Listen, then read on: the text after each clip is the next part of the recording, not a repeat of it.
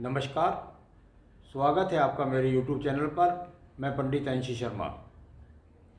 आज मैं आपको बताऊंगा कि आप अपने जीवन के अंतर्गत बहुत परिश्रम करते हैं, बहुत मेहनत करते हैं, लेकिन हाथ के अंदर कुछ रेखा ऐसी रेखा होती है, जितना भी आप प्रयास कर लीजिए उन्हें आप विनाशी रेखा कह सकते हैं, आप उन्हें सत्यानाशी रेखा कह सकते हैं। आपके जीवन के अंदर कितने भी परिश्रम करने के बाद भी आपके जीवन में आपको सफलता नहीं मिलती। ऐसी क्या रेखा होती है? आपने सामान्य रूप से देखा होगा कि आपको आयु रेखा दिखाई देगी, आपको हृदय रेखा दिखाई देगी, आपको बुद्धि रेखा दिखाई देगी। परंतु जीवन के अंदर यदि किसी के जीवन के अंदर धन नहीं है तो उस व्यक्ति के अंदर सभी रेखाएं व्यर्थ हो जाएंगी। मन से कितना पवित्र हो, आयु रेखा कितनी अच्छी हो, बुद्धि बिल्कुल शार्प तरीके से काम कर रही है, लेकिन हम कहते हैं कि कर्म के साथ भाग्य का भी बहुत बड़ा जीवन के अंदर रोल है। तो यह बात देखनी पड़ेगी हमको जाकर के आपके शनि पर्वत के द्वारा या आपकी भाग्य रेखा के द्वारा। तो आइए मैं आज उस पर प्रकाश डालता हूं। यहाँ पर शनि पर्वत वह पर्वत है जिस पर अशुभ चिन्ह नहीं होने चाहिए। यहाँ पर अगर मैं देखता हूं और यहाँ पर यदि मैं देखता हूं कि किसी प्रकार के बुरे चिन्ह हैं, काले तिल हैं, दीप पड़े हुए हैं, यव के चिन्ह हैं, एक्स के चिन्ह हैं, तो वह आपके पर्वत को खराब करते हैं। चलिए कोई बात नहीं है, खराब कर रहे हैं कोई बात नहीं है, परंतु हम लोग जब देखते हैं तो निश्चित रूप से ये बात देखते हैं कि जिस एज में हम चल रहे हैं उस एज के अंदर आखिर क्या कमी है, क्या परेशानी है, जिसकी वजह से हमारे जीवन के अंदर विनाश बना हुआ है। यानी हमारे सब कार्यों में कुछ भी करें, लेकिन कहते हैं कुछ भी करता हूं पर सबका बेड़ा गर्क हो जाता है, सबका सत्यानाश हो जाता है। तो वह रेखा क्या है आपके पास?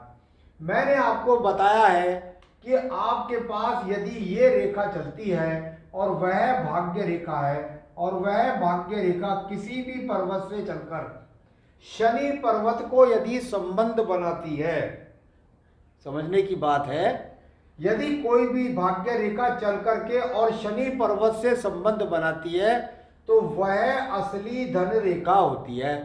यदि वह रेखा आपके जीवन के अंतर्गत यहां पर जाकर के और नहीं पहुंचती, देखिए मैं कई कारण आपको बताने वाला हूं, तो यह रेखा केवल और केवल कर्म रेखा है।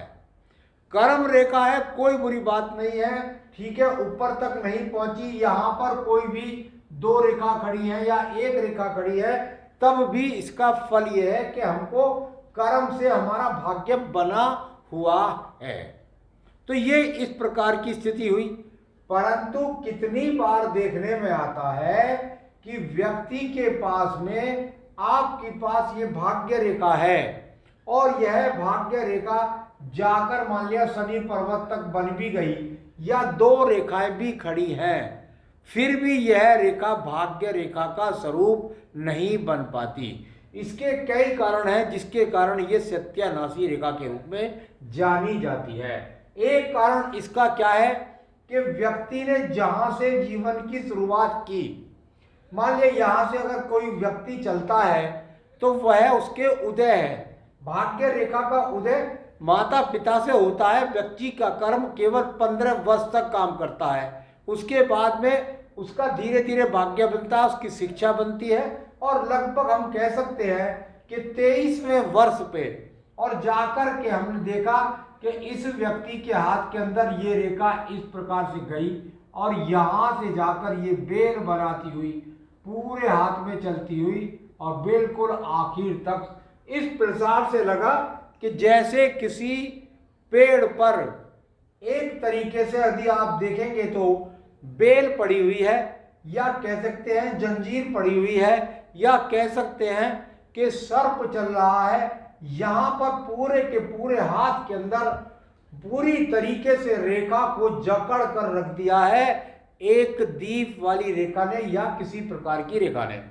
ऐसा नहीं है और मान लिया यहां तक केवल दीप है और यहाँ की जो भाग्य रेखा है वो यहाँ टूटी, फिर यहाँ टूटी, फिर यहाँ टूटी, कुल मिलाकर इस प्रकार से चलती जा रही है। यह पूरी रेखा का ही अगर वर्णन करूं तो वह रेखा व्यक्ति चकित हो जाएगा कि मेरे हाथ के अंदर भाग्य रेखा है या नहीं है।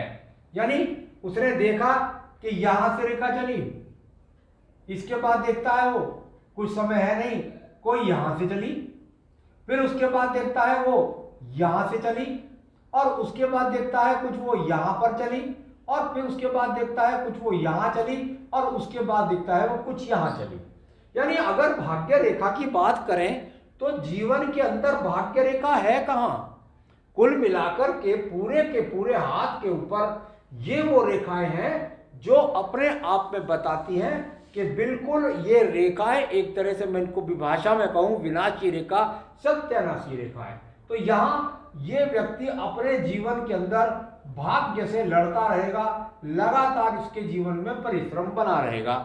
एक प्रकार की रेखा और आती है, आपके पास नजर आया आपको कि एक रेखा यहां से इस प्रकार से चली, दूसरी रेखा आपकी यहां से इस प्रकार से चली, तीसरी रेखा आपकी यहां पर इस प्रकार से चली, और यहां पर कुछ रेखा और भी खड़ी हो गई। ठीक है, यहां पर चली, भाग्य यहां चला, यहां चला, यहां चला, कोई बात नहीं है, परंतु आक्रामक रेखाएं यानी राहु रेखाओं का इतना ज्यादा प्रकोप है कि ये यहां से काटकर ऐसे जाती हैं, ये यहां से काटकर इस प्रकार से जाती हैं, ये यहां से काटकर इस प्रकार से जाती हैं, ये यहां से काटकर इस प्रकार से जाती है। और पूरे हाथ के अंदर यदि आप देखेंगे तो यहां पूरे ऊपर शनि पर्वत तक भी ये राहु रेखाओं का आक्रमण बना हुआ है। यानी भाग्य को यदि देखेंगे तो पता लगा कि भाग्य रेखा ही नहीं है आपके पास में। यदि आपकी भाग्य रेखा स्वरूप उसका मैंने 3-4 प्रकार से बताने का प्रयास किया है, स्वरूप उस रेखा का कुछ भी है, लेकिन यदि उसकी व्यस्तता, उसकी कहीं भी कोई, अगर आपको उसकी प्रति ऐसी नजर नहीं आती कि बिल्कुल स्वस्थ नहीं है भाग्य रेखा, तो निश्चित रूप से समझ लीजिए कि जब तक ये सब रेखाएं रहेंगी, स्थितियां रहेंगी, तब तक जीवन के अंदर सत्यानाश होता रहेगा। ये आजीवन नहीं है, ये 3 साल 4 साल में बदलता रहेगा है। रेखाएं कम हो जाती हैं पूजा पाठ के द्वारा, और जो विशेषज्ञ होते हैं बता देते हैं क्या पूजा पाठ करें जो इन रेखाओं का प्रभाव दिखाई दे, आपके हाथ के अंदर दिखाई देगा, परंतु ये रेखाएं कुल मिलाकर आपके हाथ के अंदर होते हुए भी प्रभावहीन हो जाती है। तो इस चीजों को प्रभावहीन करने के लिए विशेष रूप से पूजा की जाती है। ऐसे व्यक्ति को रोजाना अपनी पूजा के अंतर्गत अगर उपाय की बात आती है तो इनसे उपाय कैसे बचा जाए, तो यदि ऐसे व्यक्ति ऐसी चीजें देखती है, इनको शिव भक्ति के अंदर विशेष रूप से जाना चाहिए। इनको रोजाना शिव जी की पूजा करनी चाहिए, उनको रोजाना अपने घर के अंदर ही सही रुद्राभिषेक करना चाहिए। 1 साल में 1 बार किसी भी मंदिर के अंदर सावन के महीने में रुद्र अभिषेक करना चाहिए। ऐसे व्यक्ति को रोजाना अपनी पूजा के अंदर संकट नाशन गणेश स्रोत के साथ साथ रुद्राष्टकम का पाठ और शिव पूजा ज़्यादा से ज़्यादा कोशिश करें। यदि आपके पास में कोई गंगा है तो वहाँ गंगा स्नान भी कर सकते हैं आप समय समय पर। ऐसा कुछ नहीं, बंदिश नहीं है कि आपको अमावस्या ही करनी है, आपको पूर्णिमासी ही करनी है।